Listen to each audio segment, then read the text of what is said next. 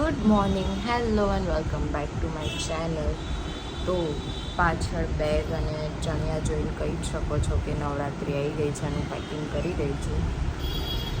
હું પેકિંગ એટલે કરી રહી છું કેમ કે હું 9 દિવસ રહેવાની છું, એટલા માટે આજે આખો દિવસ આઈ ગેસ બધું કામ જામમાં જ લાગશે.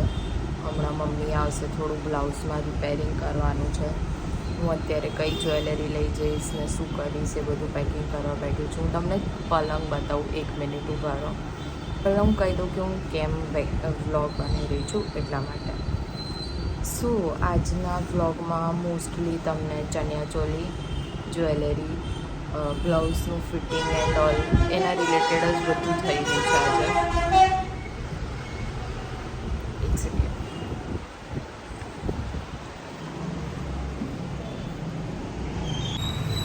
એસ્થેટિક વાઇબ આપી રહ્યું છે, પણ મારે દરવાજો બંધ કરવો પડશે, બહુ જ અવાજ આવી રહ્યો છે.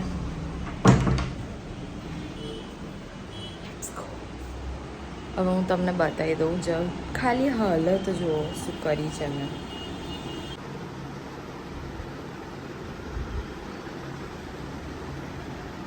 અત્યારે તો હું આ કરવા બેઠી છું.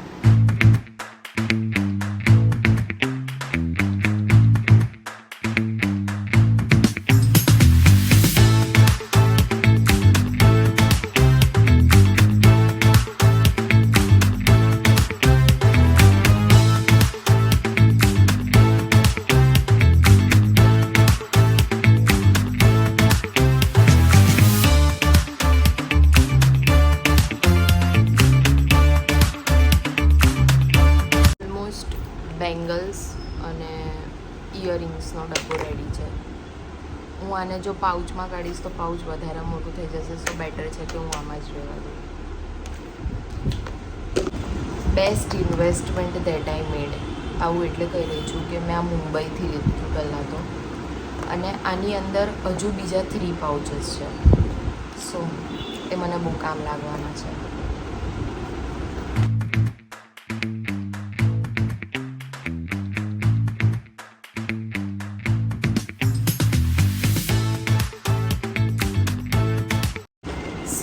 મારે જે લઈ જવાનું છે રેડી થઈ ગયું છે. શું રેડી થઈ ગયું છે તો ઘરમાં પહેરવાના કપડાં, નાઇટ ડ્રેસ, પછી જ્વેલરીઝ, ચણિયાચોલી રેડી છે. બધું મમ્મી પેક કરશે.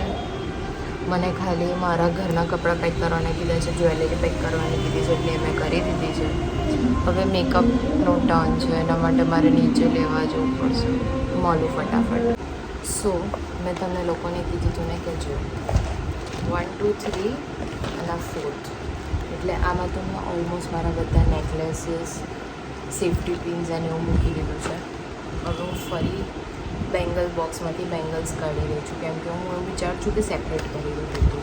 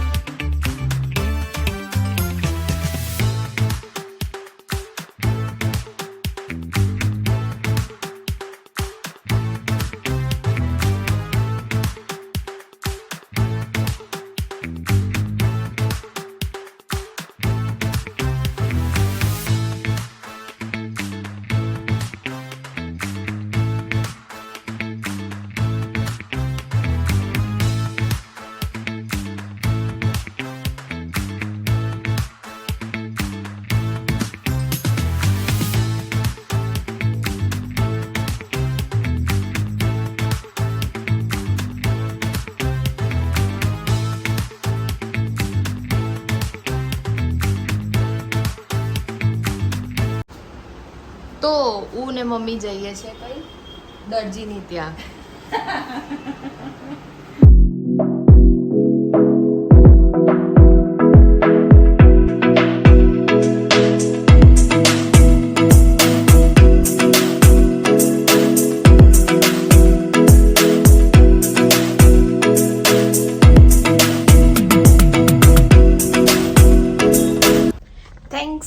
ઇન્દ્રદેવ, કેમ કે આજે વરસાદ પડી રહ્યો છે. આટલા દિવસથી ગરમી લાગી રહી હતી તો એક છાંટો નથી પડી રહ્યો. ઇવન શું કહેવાય, વેધર બી ચેન્જ નહોતું થતું. એટલો બધો સોલિડ તડકો હતો અને આજે અચાનકથી વીજળીના કડાકા ભડાકા થવાનું ચાલુ થઈ ગયું છે. હમ નાजुक બચ્ચોને આપકા ક્યાં બિગાડા હે. બેકગ્રાઉન્ડમાં તમને લોકોને વીજળીનો અવાજ સંભળાતો જ હશે.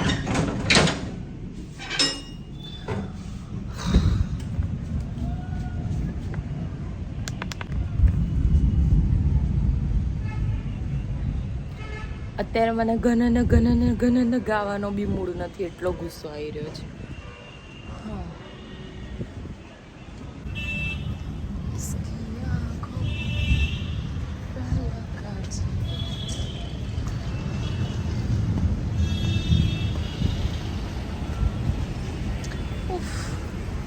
The beauty.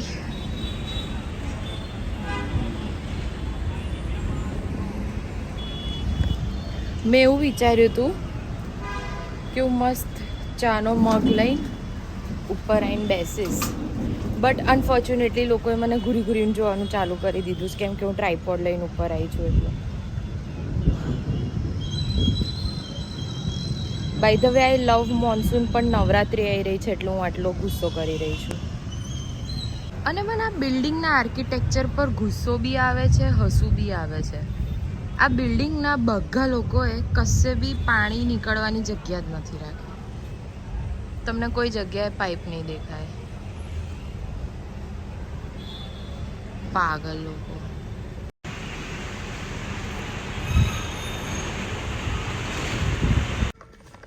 એક તો લાઇટ બી ગઈ છે યાર. 2 દિવસથી આ વધારે ત્રાસ કરી મૂક્યો છે. થોડું કશું થતું નથી ને લાઇટ જતી રહે છે. આવી ગઈ લાઇટ. સો બપોરે મેં ફિટિંગ કરાવ્યું હતું, એના પછી અત્યારે થોડું હજુ એવું લાગે છે કે અહીંથી ફિટ કરાવવાનું છે એવું. So let see. હમણાં મમ્મી બેસે પાછી મશીન પર એવું લાગે છે મને. કાલે હું ફરી કોલેજ જઈ રહી છું.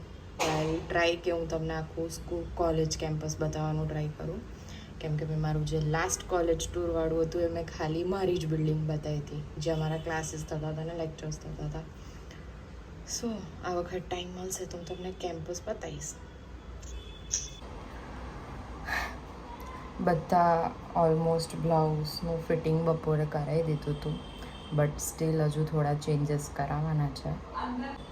તો હું એવું કહી રહી હતી કે let's do the night skin care routine. So I am using ગાર્નિયરનું સ્કિન નેચરલવાળું વિટામિન સી ફેસ વોશ. એમાં સેલિસિલિક એસિડ છે, બટ ફોમવાળું છે.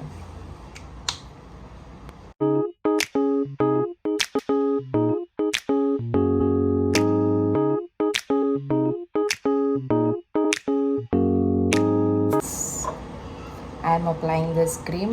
તમને લોકોને અગર જાણવું હોય કે આ ક્રીમ શું છે તો કમેન્ટ્સમાં કહેજો, તો હું નેક્સ્ટ જ્યારે સ્કિન કેર હેર કેરનો બ્લોગ બનાવીશ ત્યારે એમાં બતાવી દઈશ. અને આ જે ક્રીમ છે દેટ હેલ્પ્સ ઇન હાઇડ્રેટિંગ. એકને હશે તો એના બી સ્કાર્સ થોડા લેસ થશે એવું ગેરંટી છે.